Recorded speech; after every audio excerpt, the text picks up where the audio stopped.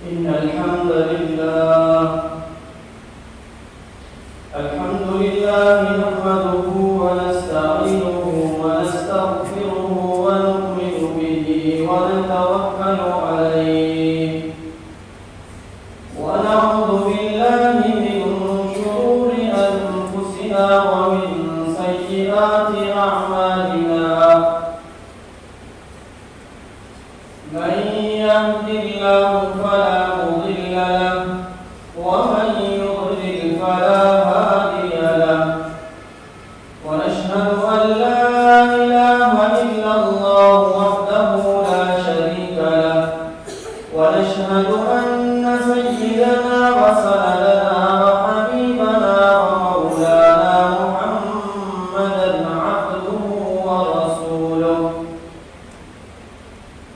أما بعد فأعوذ بالله من الشيطان الرجيم بسم الله الرحمن الرحيم يا أيها الذين آمنوا توبوا إلى الله توبة نصوحا وقال النبي صلى الله تعالى عليه وسلم التائب من الذنب كمن لا ذنب له صدق الله مولانا العظيم وصدق رسوله النبي الكريم ونحن على ذلك لمن الشاهدين والشاكرين والحمد لله رب العالمين اللهم صل على سيدنا ومولانا محمد وبارك وسلم اللهم صل على سيدنا ومولانا محمد وبارك وسلم اللهم صل على سيدنا ومولانا محمد وبارك وسلم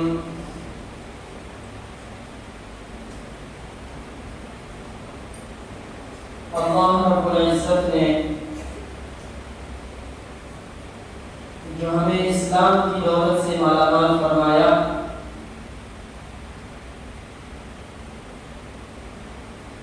کہ ہم مسلمان ہوئے تو جیسے ظاہری طور پر مختلف اشیاء میں ان کے حسن سے متعلق کوئی چیزیں ہوا کرتی ہیں کہ یہ چیز فلان چیز کے حسن کا ذریعہ ہے یا اس کا حسن ہے، اس کی خوبصورتی ہے، اسی طرح اللہ رب العزت نے اسلام کا حسن، اسلام کی خوبصورتی اللہ رب العزت نے توبے یعنی اللہ سے معافی مانگنے کو بنایا۔ توبہ کو اللہ رب العزت نے اسلام کا حسن بنایا۔ ہندوازم جو ہندوؤں کا مذہب ہے اس میں اس مسلک سے یا اس طریقے کے مطابق جو لوگ اس نظریے اور اس فکر سے تعلق رکھتے ہیں تو ان کے ہاں مزاج یہ ہے، یہ سبق ان کے ہاں دیا جاتا ہے کہ اگر فلاں کام کرو گے جو ہمارے مذہب میں نہیں ہے تو آپ کو مرنے کے بعد جانوروں کی صورت میں پیدا کیا جائے گا، آپ جانور پیدا کیے جاؤ گے اور جانور بنائے جاؤ گے۔ دیگر مذاہب میں بھی اس قسم کی باتیں ہیں، لیکن اسلام میں اللہ رب العزت نے اس قدر احسان فرمایا کہ اسلام کا حسن ہی توبہ ہے کہ جتنے گناہ کر لو حتیٰ تبلغ خطاياكم السماء، کہ کتنے گناہ کر لو کہ زمین کے اور آسمان کے بیچ میں جو خلا ہے کہ آپ کے گناہ زمین سے آسمان تک چلے جائیں، پھر ایک دفعہ سچے دل سے توبہ کر لو تو اللہ کہتا ہے یہ سارے کے سارے مٹا دوں گا۔ جیسے وائٹ بورڈ یا بلیک بورڈ پر ہم کوئی چیز لکھتے ہیں تو لکھنے کے بعد کسی چیز سے جب اسے مٹا دیا جائے کپڑے سے تو وہ سارا کا سارا مٹ جاتا ہے، اس کے اثرات بالکل باقی نہیں رہتے۔ بالکل اسی طرح اللہ رب العزت فرماتے ہیں کہ اگر میرا بندہ مجھ سے گناہوں سے توبہ کرنے کے لیے امید لے کر مغفرت کا سہارا لے کر استغفار کرتا ہے اور توبہ کرتا ہے تو میں اس کے سارے گناہ معاف کر دیتا ہوں. لیکن اگر وہ سچے دل سے توبہ کرتا ہے تو بسا اوقات وہ گناہ میں نیکیوں میں بھی تبدیل کر دیتا ہوں.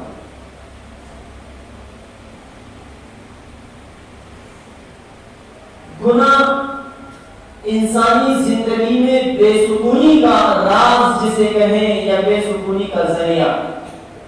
اللہ رب العزت نے فطری طور پر جیسے ہر چیز کی ایک تاثیر ہوا کرتی ہے، آگ کی تاثیر یہ ہے کہ وہ گرم ہے، برف کی تاثیر یہ ہے کہ وہ ٹھنڈا ہے، اور اسی طرح مختلف اشیاء کی مختلف تاثیر ہیں.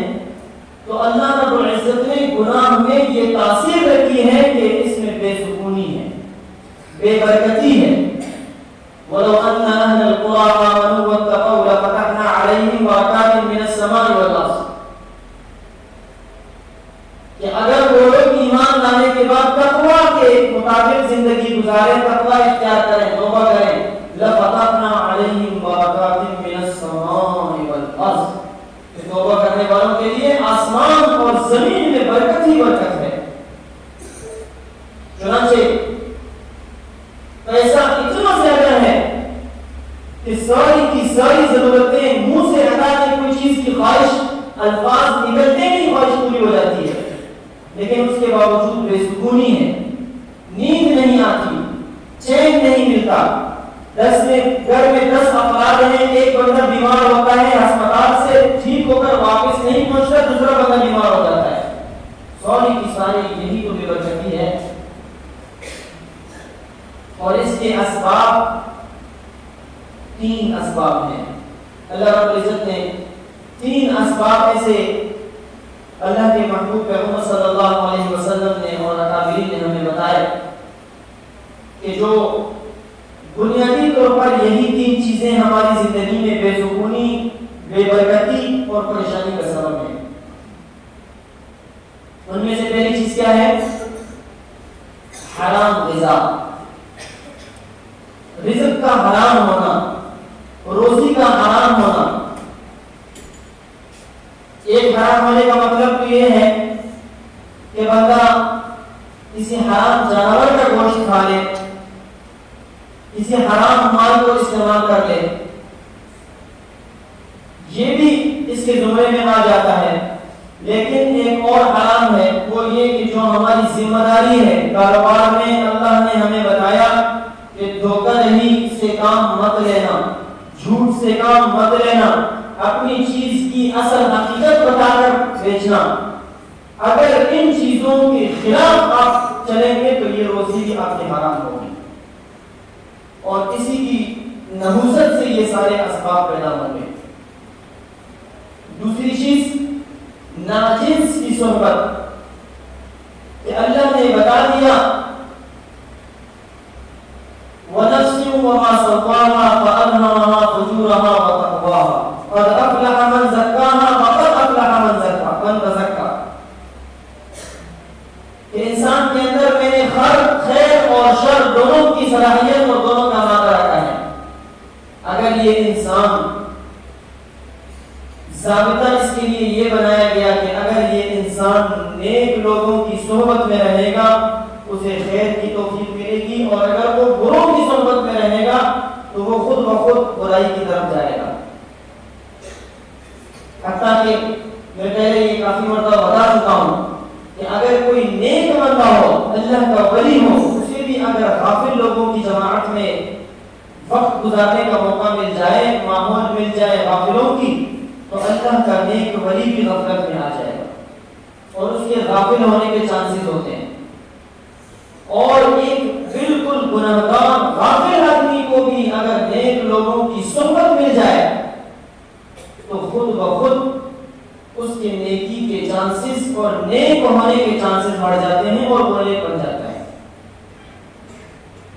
ناجنس کی صحبت یہ فطرت کے اصول میں سے ایک اصول ہے کہ انسان کی فطرت میں ہے کہ یہ نیکی کا کام بھی کر سکتا ہے اور برائی کا کام بھی کر سکتا ہے. اب اللہ نے جو اسباب بنائے ہیں کہ نیک لوگوں کی صحبت پیدا ہو، تاکہ میری معرفت حاصل ہو، میری پہچان ہو، مجھے آپ پہچان سکو. تو ناجنس کی صحبت کی نحوست کی وجہ سے آج دنیا میں بے برکتی بھی ہے اور دنیا میں پریشانیوں کا ایک طوفان بھی ہے. اور تیسری چیز بے برکتی، تیسری چیز یہ ہے کہ ہم لوگ گناہوں سے بچنے کا اہتمام نہیں کرتے. کسی بھی حوالے سے ہو، فیکٹری میں ملازم ہیں، سرکاری ملازم ہیں، کسی ادارے میں ملازم ہیں، ہمارا ٹائم، ہماری ٹائمنگ کے دوران جو اصول اور ضابطے مقرر کیے گئے ہیں ادارے کی طرف سے، ہم نے باقاعدہ دستخط کیا ہے. اگر ان طریقوں سے ہٹ کر ہم ملازمت کریں گے اور ٹائمنگ سے ہٹ کر کام کریں گے، اس کام میں اگر یہ ہے کہ دوران ڈیوٹی آپ موبائل استعمال نہیں کر سکتے، اگر آپ نے موبائل استعمال کر لیا تو اس کا مطلب یہ ہے کہ اس وقت کی جو تنخواہ آپ کو دی گئی ہے وہ حرام ہے، وہ گناہ ہے.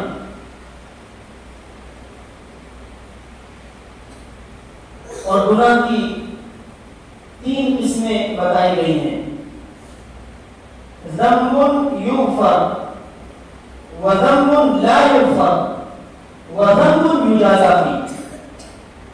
کہ گناہوں کے 3 قسم کے گناہ ایسے ہیں کہ جن کی تعریف، پہلی قسم کے گناہ وہ ہیں کہ جو معاف کیے جائیں گے، اللہ رب العزت معاف فرمائیں گے معافی مانگنے سے. اور دوسری قسم کے گناہ وہ گناہ ہیں جو معاف نہیں ہوں گے. اور تیسری قسم کے گناہ وہ گناہ کہ جن کا باقاعدہ بدلہ لیا جائے گا. پہلی قسم کے گناہ جو معاف کیے جائیں گے، جیسے آپ نے کبھی کوتاہی کی، جھوٹ بولا اور کسی کو دھوکہ دیا، یا اس قسم کے جو دوسرے گناہ ہیں، نماز نہیں پڑھی، قرآن کی تلاوت نہیں کی، اللہ کے احکامات سے ہٹ کر کام کیا، تو اگر اللہ چاہیں گے اپنے فضل سے معاف فرما دیں گے. اور دوسری قسم کہ ذنب لا یغفر، کہ وہ گناہ جو معاف نہیں کیے جائیں گے. یہ مرنے کی بات کر رہا ہوں. زندگی میں تو توبہ کرنے سے سارے کے سارے معاف ہو سکتے ہیں، مرنے کے بعد دوسری قسم کے گناہ جو معاف نہیں کیے جائیں گے وہ الشرک باللہ، اللہ کے ساتھ کسی کو شریک ٹھہرانا. یہ گناہ ایسے ہیں کہ مرنے کے بعد کسی بھی صورت میں ان کے معاف ہونے کی کوئی گنجائش اور کوئی چانسز نہیں. تکبر کرنا. اور تیسری قسم کہ ذنب یجازى فیہ، کہ وہ گناہ کے جن کا آخرت میں بدلہ لیا جائے گا. وہ کون سے ہیں؟ وہ یہ ہیں جیسے آپ نے کسی کا حق تلف کیا، کسی کو تکلیف کی، کسی بندے کے ساتھ ظلم اور زیادتی کی، کسی کو دھوکہ دیا، کسی کی غیبت کی، کسی کے ساتھ ناانصافی کی. حقوق العباد جسے کہتے ہیں.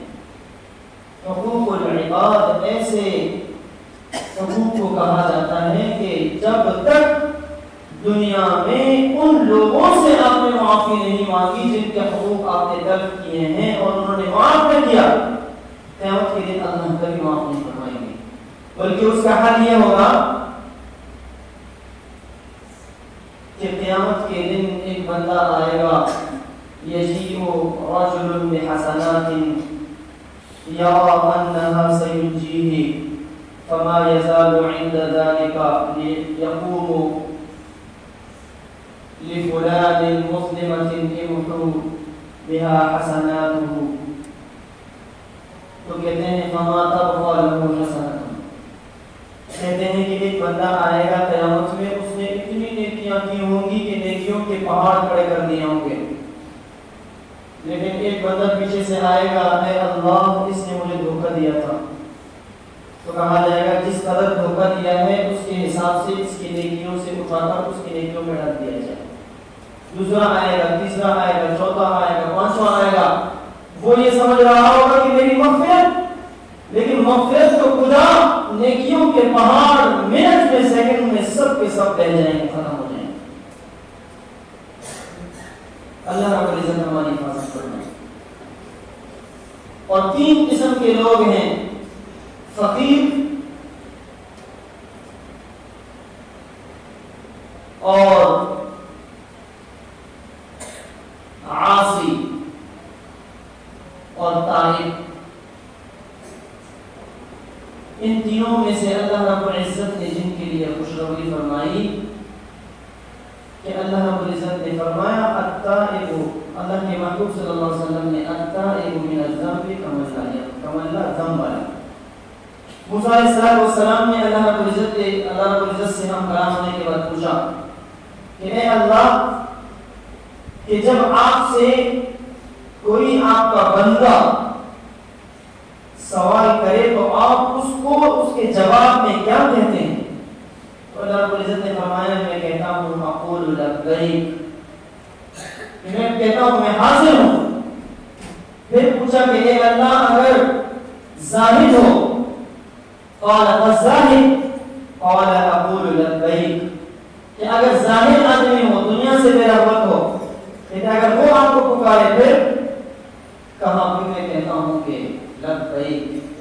اسی طرح چلتے چلتے چلتے آخر میں موسیٰ علیہ السلام نے فرمایا کہ اگر گنہگار آدمی آپ کو پکارے پھر، تو اللہ رب العزت نے فرمایا کہ میں جواب میں کہتا ہوں لبیک لبیک لبیک، 3 مرتبہ کہتا ہوں اے میرے بندے میں حاضر ہوں، میں حاضر ہوں، میں حاضر ہوں۔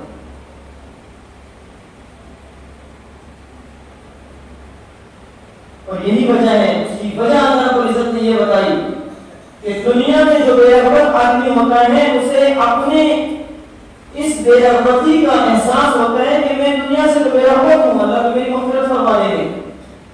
جو روزہ دار ہوتا ہے وہ کہتا ہے کہ میں روزہ دار ہوں، اللہ مجھے معاف فرمائیں گے، اسے اپنے اعمال اور عبادتوں پر بھروسہ ہوتا ہے۔ جبکہ گنہگار آدمی کو کسی پر بھروسہ نہیں بلکہ محض میری رحمت پر بھروسہ ہوتا ہے۔ وَأَنَا لَا أُخَيِّبُ عَبْدِي إِذَا اتَّكَلَ عَلَى نَفْسِهِ، کہ میں اپنے بندے کو کبھی بھی واپس ویسے ہی رد نہیں کرتا ہوں کہ جو میری رحمت پر بھروسہ کرے اور میری رحمت سے امید لگائے۔ سہل تستری رحمۃ اللہ علیہ کے بارے میں آتا ہے، بہت بڑے بزرگ تھے۔ ایک دفعہ ان سے شیطان کی ملاقات ہوئی۔ شیطان نے کہا مثال تو اتنی عبادتیں کرتا ہے، رات کو عبادتوں میں نوافل میں کھڑا ہوتا ہے، دن بھر روزہ رکھتا ہے، قرآن کی تلاوت کرتا ہے، اتنی تکلیف اٹھانے کی ضرورت کیا ہے؟ مغفرت تو میری بھی ہوگی۔ تو سہل فرمانے لگے کہ مغفرت تیری نہیں ہو سکتی۔ تو شیطان کہنے لگا اللہ کہتا ہے کہ ورحمتی وسعت کل شیء، کہ میری رحمت ہر چیز پر حاوی ہے، کیسے آپ کہہ سکتے ہیں کہ مغفرت نہیں ہو سکتی؟ تو سہل شیطان آیا سہل کو گمراہ کرنے کے لیے، تو اس وقت سہل نے جواب نہیں دیا۔ البتہ مفسرین نے لکھا ہے کہ مغفرت اللہ کی مغفرت، اللہ کی رحمت ہر چیز پر حاوی ہے اس صورت میں کہ جب بندہ بھی اللہ کی رحمت کی طرف متوجہ ہو، اس کا ارادہ ہو، لیکن شیطان کا ارادہ ہی نہیں ہے مغفرت کا۔ ایک آخر میں علی بن مامون بہت بڑے بادشاہ گزرے ہیں، ہم سے کافی سال پہلے، صدیاں پہلے۔ مامون بادشاہ تھا، اس کا بیٹا تھا علی، اور اتنا خوبصورت تھا، کہتے ہیں کہ اس کو اس زمانے میں یوسف کہا جاتا تھا۔ یوسف علیہ السلام دنیا میں سب سے حسین آدمی تھے اور باادب بھی تھا، نزاکت کو سمجھنے والا، مزاج شناس، بہت ساری صفات کے حامل، تو سب لوگ اس سے محبت کرتے تھے۔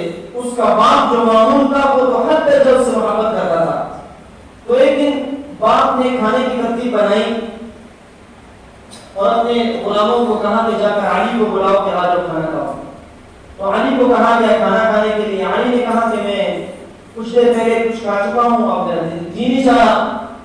تو باپ نے کہا جی نہیں چاہ رہا لیکن ہمارا جی چاہ رہا ہے کہ ہم آپ کی زیارت کریں یا آپ کو دیکھیں تاکہ ہمارا جی خوش ہو۔ کہتے ہیں کہ وہ آئے اور کھانے سے فارغ ہونے کے بعد اپنے بالا خانے میں دریائے دجلہ کے اوپر بالا خانے میں جا کر کہ جہاں سے ہر آنے جانے والا نظر آتا تھا، دیکھنے لگے نیچے، گرمی کا موسم تھا، وہاں سے برف منگوائی اور اس کے ساتھ ٹھنڈا پانی، اور ادھر سے اس میں خوشبو ملا دی اور اوپر سے پانی ڈالنے لگے اور اس سے محسوس ہونے لگا کہ گرمی کے موسم میں ٹھنڈے پانی سے نہانا کتنا مزیدار ہے۔ اتنے میں دیکھا کہ نیچے سے ایک مزدور آیا، اس کے سر پر ایک ٹوکری رکھی ہے اور مزدور نے آ کر نیچے ٹوکری نیچے رکھ دی اور نیچے رکھنے کے بعد اپنے ہاتھ اور پیر پر مٹی لگی تھی وہ دھوئے اور آ کر بیٹھ گیا۔ اپنی ٹوکری میں سے ایک چھوٹا سا تھیلا اٹھایا، تھیلا اٹھا کے اس کے اندر ایک کپڑا تھا اس کو بچھا دیا اور کچھ روٹی کے ٹکڑے تھے وہ اٹھا کے اس پر رکھ دیے اور نمک سے تھوڑے سے وہ سائڈ پر رکھ دیے۔ تو وہ روٹی کے ٹکڑے پانی میں بھگو کر نرم کرنے کے لیے وہ کھانے لگا اور ساتھ میں روٹی پر نمک بھی لگانے لگا۔ سالن تو تھا ہی نہیں۔ کھانا کھانے کے بعد ہاتھ دھوئے اور ہاتھ دھونے کے بعد اللہ کے حضور ہاتھ اٹھا کر دعا مانگنے لگا، اللہ تیرے کس قدر انعامات ہیں مجھ پر، میں تیرا کس انداز سے شکر ادا کروں، تیرا شکر تو ادا ہو ہی نہیں سکتا۔ یہ دعا کر رہا تھا کہ وہاں سے اس نے علی نے دیکھ لیا، اللہ نے کایا پلٹنا ہے۔ تو علی نے دیکھا، علی نے کہا کہ جاؤ اس کو بلا کے لاؤ اور اگر وہ نہ آئے زبردستی لے آؤ۔ کہتے ہیں کہ یہ غلام ان کے گئے نوکر، وہاں سے ان کو کہا کہ ہم آپ کو لے جائیں گے اور بادشاہ سلامت کے صاحبزادے آپ کو بلا رہے ہیں، شہزادے۔ تو کہتے ہیں کہ انہوں نے کہا میں نہیں آتا ہوں۔ کہتے ہیں اگر آپ نہیں آئیں گے ہم زبردستی لے جائیں گے۔ خیر ان کو زبردستی لے آئے۔ جب اوپر لے آئے تو ان سے پوچھا کہ آپ کیا کرتے ہیں؟ کہا میں مزدور ہوں۔ کہا مزدوری کرتے ہیں اور کھانا وغیرہ کس کی مزدوری کرتے ہیں، کس وقت کب سے کب تک مزدوری کرتے ہیں؟ تو وہ کہنے لگا کہ صبح دن میں صبح فجر سے عصر تک مخلوق کی مزدوری کرتا ہوں اور عصر سے فجر تک خالق کی مزدوری کرتا ہوں۔ صبح فجر سے لے کر عصر تک مخلوق کی مزدوری کرتا ہوں، پیسے کماتا ہوں، اور عصر سے لے کر اگلی فجر تک پھر خالق اور مالک الملک کی مزدوری کرتا ہوں اور اس کے سامنے گڑ گڑاتا ہوں، اس کے سامنے دعائیں کرتا ہوں۔ تو علی نے کہا کہ آپ سوتے نہیں؟ کہتے پہلے تو سوتا تھا، لیکن جب سے یہ خیال ذہن میں آیا ہے کہ اللہ کے سامنے کھڑے ہو کر زندگی کا جواب دینا ہے، اس بات کی پریشانی نے راتوں کی نیندیں حرام کر دی ہیں، راتوں کو نہیں سویا جاتا۔ کہنے لگے کس کی لیے مزدوری کرتے ہو؟ کہنے لگا میری والدہ ہے، وہ اپاہج ہے، اور میری ایک بہن ہے وہ اندھی ہے، آنکھوں سے معذور ہے، ان کے لیے روٹی کماتا ہوں۔ تو انہوں نے کہا یہ اچھی بات ہے، محنت مزدوری کرتے ہیں والدہ اور بہن کے لیے اور آپ اکیلے بیٹھ کے کھانا کھائیں۔ تو کہنے لگا کہ میری والدہ اور میری بہن اس وقت روزے کی حالت میں ہیں اور چونکہ میں مزدوری کرتا ہوں تو مزدوری کی وجہ سے روزہ رکھ نہیں پاتا، اس وجہ سے میں اکیلے بیٹھ کے کھانا کھا رہا ہوں۔ اب ان کا دل پرچنے لگ گیا۔ تو علی نے کہا کہ مجھے کچھ نصیحت کیجیے۔ تو انہوں نے کہا کہ مزدور نے دو لفظوں میں کہہ دیا، کہا کہ علی جب آپ لمبے سفر پر نکلتے ہو تو کس وقت نکلتے ہو اور کیا تیاری کرتے ہو؟ کہا کہ میں صبح صبح نکلتا ہوں اور پہلے سے اس کی تیاری کرتا ہوں۔ تو مزدور نے کہا کہ آخرت کا سفر بھی تو بہت لمبا ہے، اس کے لیے آپ نے کیا تیاری کی ہے؟ تو علی نے شرم سے سر جھکاتے ہوئے نہ جواب دیا اور ان کے دل اللہ رب العزت نے پلٹ دی۔ کافی لمبا قصہ اور واقعہ ہے۔ پھر انہوں نے جو بادشاہی کے اپنے نوکر شاکر سے کہا، نام کا جس کا، اس کو کہا کہ میں سردار کے پاس جا رہا ہوں، سردار اس کا باپ تھا، وہ سمجھے ان کے پاس جا رہا ہے۔ وہیں سے بالا خانے سے نیچے اتر کر دریائے دجلہ سے نکلے اور واقف کے شہر کا وہاں چلے گئے اور مسجد میں دن کو مزدوری کرتے تھے، رات کو سوتے تھے۔ ایک شہزادہ پرانے پھٹے کپڑوں میں، بادشاہ نے ہر جگہ ڈھونڈا، تلاش کیا، نہیں مل سکے۔ تو بالآخر ایک دن ان کا مسجد میں انتقال ہو گیا۔ انتقال سے قبل ایک بندے سے کہا کہ یہ انگوٹھی فلاں بادشاہ کو دے دینا اور ساتھ میں یہ خط بھی دے دینا۔ کہتے ہیں کہ وہ انگوٹھی جب بادشاہ کو پہنچی، بادشاہ زار قطار رونے لگ گیا اور کہا کہ تو میرا اپنا بیٹا ہے، اور کہا کہ یہ خط اس نے بھیجا ہے۔ خط کو پڑھ کر جب کھولنے لگے، پڑھنے لگے تو لکھا تھا کہ سورۃ الفجر کی پہلی 14 آیتیں کسی سے پڑھ کر اس کا معنی سمجھ لیجیے۔ اور وہ سب اللہ رب العزت نے اسی حوالے سے ان ربک لبالمرصاد، کہ ہر وقت تیرا رب تیری گھات لگائے ہوئے ہے۔ ہر وقت میرے عزیزو ہمارا رب ہمیں دیکھ رہا ہے، ہمارا منتظر ہے کہ میرا بندہ کس حالت میں مجھ سے رابطے میں ہیں اور کس حالت میں مجھ سے منقطع ہے۔ گناہ کی نحوست سے بچیں۔ کہنے کا مقصد صرف اور صرف یہی ہے، یہ زندگی ہے، یہ زندگی دارالامتحان ہے، اس میں امتحان ہوگا، آخرت میں نتائج آئیں گے۔ دنیا میں آج جو ہم زمین پہ جس چیز کا بیج بوتے ہیں تو ظاہر سی بات ہے اسی کا درخت نکلے گا۔ اگر ہم آم کے لیے درخت لگائیں گے تو آم سے آم ہی ملے گا، یہ تو نہیں ہو سکتا کہ آم کے بجائے کوئی اور چیز نکل جائے۔ اسی طرح آج آخرت کے لیے اگر ہم نے جنت والے اعمال کیے تو قیامت میں جنت میں جانے والے بنیں گے، اور اگر خدا نخواستہ جنت والے اعمال نہ کیے تو پھر خطرے کی بات ہے۔ اور مشکل کام نہیں ہے، آسان ہے۔ 5 وقت کی نماز کا بھی قضا نہ ہو، روزانہ کچھ نہ کچھ اللہ کے کلام کی تلاوت اور اس کا مطلب سمجھنا، اور ہفتے میں ایک دفعہ کم از کم کسی اللہ والے کی مجلس میں بیٹھنا، اللہ والوں کی سنت میں بیٹھنا، اور اگر یہ بھی نہ ہو تو کم از کم جمعے کے دن زوال کے فوراً بعد حاضر ہو، اور مولوی صاحب جہاں بھی جس مسجد میں بھی بات کریں ان کی بات کو غور سے سنیں۔ اللہ رب العزت انشاءاللہ ہماری زندگی بھی بدل دیں گے اور ہماری آخرت بھی بدلنے کی توفیق عطا فرما دیں گے۔ اللہ رب العزت جو کچھ کہا گیا سنا گیا عمل کرنے کی توفیق عطا فرمائے۔ رب کریم ہمیں مرنے سے پہلے آخرت کی تیاری کی توفیق عطا فرمائے۔ وآخر دعوانا الحمدللہ رب العالمین۔